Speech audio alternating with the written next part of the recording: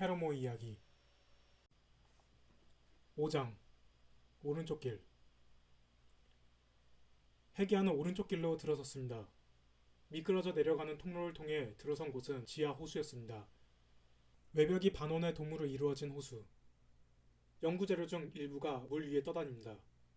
물에 젖은 자료들은 잉크가 번져 알아보기 어렵습니다. 그는 아쉬워했습니다. 왼쪽 길을 선택했어야 했는데. 그는 주변을 둘러봤습니다. 수면 위로는 공동에서 나갈 입구가 보이지 않습니다. 속이 비치는 호수의 바닥을 훑어봅니다. 호수의 구석에서 유일하게 문처럼 보이는 입구를 발견했습니다. 잠수해서 문까지 가던 해기야는 숨이 막혀오는 것을 느꼈습니다. 다시 수면 위로 부상한 그는 잠수를 위한 준비를 합니다. 바지를 이용하여 공기주머니를 만든 그는 호수 바닥의 문을 통과했습니다. 문은 기울어진 건물과 연결되어 있습니다. 썸머 대륙에 다시 인류가 번성하기 전 고대인들이 만들었던 건물 같습니다. 공기주머니에 공기도 바닥날 때쯤 해기야는 다시 수면 위로 머리를 내밀 수 있었습니다.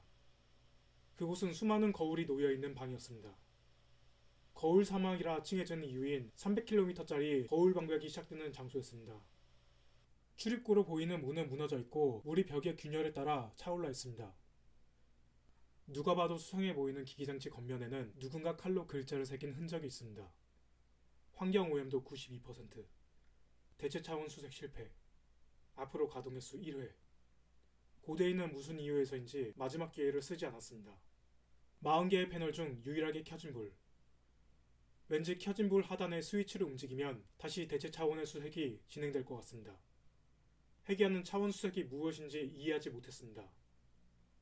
그러나 그는 망설임 없이 차원 수색 장치를 작동시켰습니다. 고대인의 유선 안에서 돈 냄새를 맡았기 때문입니다.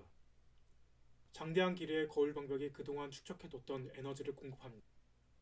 동시에 방 안에 설치된 거울 중 하나의 표면이 일렁였습니다. 해기야의 눈에는 어서 들어오라고 손짓하는 모습으로 보였습니다. 거울 너머에 무엇이 있는지도 모르면서 그는 일렁이는 표면에 몸을 맡겼습니다. 거울을 통과하여 제일 먼저 눈에 들어온 것은 깔끔한 외관을 한 거울의 방입니다. 누수도 건물이 무너진 잔해도 없는 거울의 방은 단순하면서도 깔끔한 실내 장식으로 꾸며져 있었습니다. 이뿐이었다면 해기야는 실망했을 겁니다. 그가 원한 것은 아름다운 방이 아닌 가지고 갈 수 있는 전리품이니까요. 본 차원과 다르게 이곳의 거울의 방은 입구가 멀쩡합니다.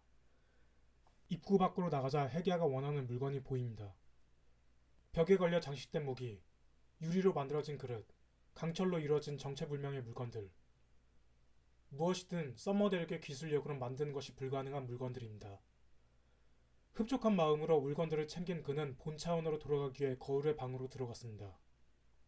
그런데 거울의 방에는 조금 전과 다르게 일렁이는 거울이 없습니다. 또한 기계의 불도 모두 꺼진 채였습니다. 안색이 굳어진 해기야는 거울을 부숴 거울의 뒷면을 확인해 봅니다. 무너지고 물이 차오른 거울의 방은 나오지 않았습니다. 이때부터 해기야는 무언가 잘못되었음을 느꼈습니다.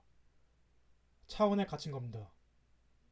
도움을 구하기 위해 건물 밖으로 나가봅니다. 사람이 보이지 않습니다. 사람만이 아닙니다. 생명을 가진 존재들이 보이지 않습니다.